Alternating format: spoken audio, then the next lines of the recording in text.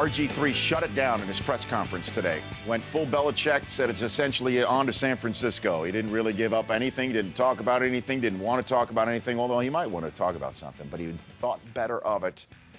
And we were talking about it all throughout the beginning of our program. Jason Reid of the Washington Post, he was there, and he joins us now live on the Rich Eisen Show. Jason, what was that like, that press conference for you? Well, Rich, it was pretty painful from the standpoint that it's clear that they have no confidence in him on the field with good reason. And it's clear they have no confidence in him to handle himself in a manner that won't result in more controversy off the field, which is why you could see the marionette strings as he was, I think he said 20 times or 21 times, I'm just focused on San Francisco. So, you know, barring a miraculous down on the field, you're looking at a very bad end game here for him, because Jay Gruden clearly has enough evidence to determine that he needs to do something at quarterback. And maybe Robert can change Jay's mind, but at this point, it's not looking good for Robert. Jason Reid of the Washington Post on the Rich Eisen Show, they have a contract decision to make on RG3 at the end of this season, correct? Yes, they do. I mean, he has an option. I believe it's $14 million, I think. I'm not in front of my computer, but I think it's $14 million.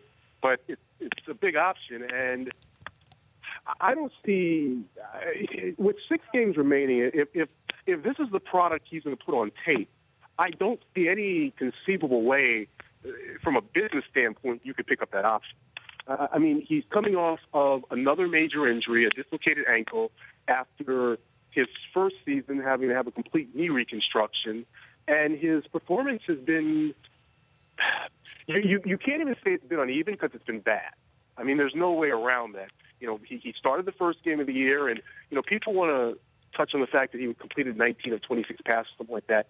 But he did so many things fundamentally wrong from a quarterback position that it almost did not matter. And then, you know, he comes back and played okay, and he had some catastrophic mistakes, though, and that's what Gruden wants him to stay away from.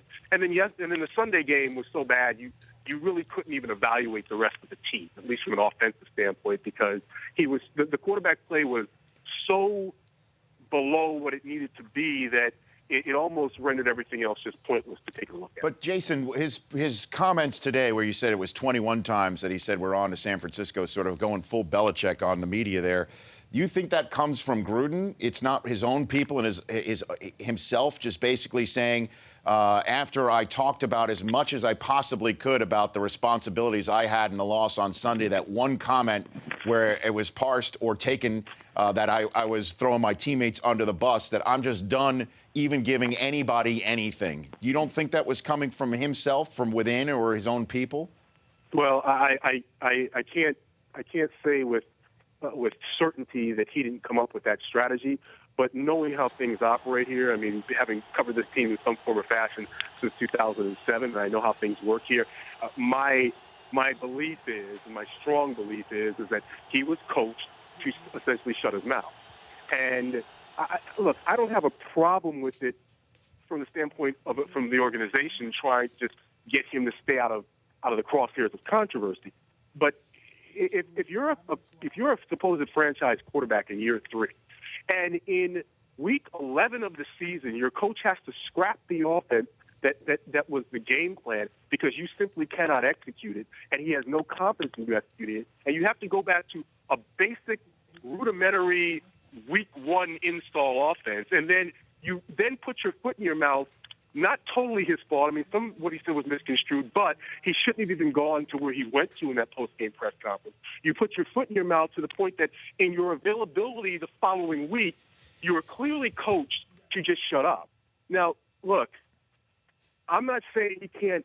Miracles happen every day. Mm-hmm. And if you're a person of faith and you believe in that, then, yeah, maybe he can dig himself out of this hole. But it is a hole which he keeps digging deeper. And as he digs it deeper, more and more dirt is coming down on him. And I just don't really see at this point how this ends well for him unless something incredibly unforeseen at this point happens. Last question for you, Jason. How much responsibility, though, does Jay Gruden take in all this? Because Jay Gruden could have said after that press conference, yeah, I spoke to Robert. He's still our quarterback. We have faith in him. We're going to move forward. Kept it all in-house, right? Or instead of coming out with a comment that sounded like his brother's breakdown on a Monday Night Football pregame bus of the tape. And that basically, for folks like us, folks who cover this like yourself, boots on the ground, it sounds like he has had enough of RG3 and is venting that as well. Well, Rich, yeah, that's exactly what it is. And, look, anyone, in what we do, we see things end badly. We see when things, finally get out. Things stay inside organizations for a while, but when they start to get out and it's clear that there's a break, that it's just not working, this is what you see, this type of frustration. And look, Jay Gruden was brought here to fix Robert Griffin III. He was brought here after the disaster with the war with the Shanahans to get this guy right and get him to be what they spent all those draft picks for, a franchise quarterback who could lead them to Super Bowls. And Jay Gruden, in Week 11 of the season, was so frustrated at not just the fact that he doesn't read defense as well, not just the fact that his footwork was horrible, not just the fact that he made wrong decisions time and time again, but what also got Jay was after as poorly as he played, he went to the lectern and he talked about things other than himself. There reaches a point of saturation with anyone. Okay, no matter how much you work with someone or try to believe in them or do things to try to help them, everyone reaches a point where they get tired. And right now, there are a lot of people in that building who are tired. Jason, thanks for calling in. I appreciate it. Anytime. You bet. That's Jason Reid of the Washington Post. The Rich Eisen Show, weekdays at noon Eastern. On Audience.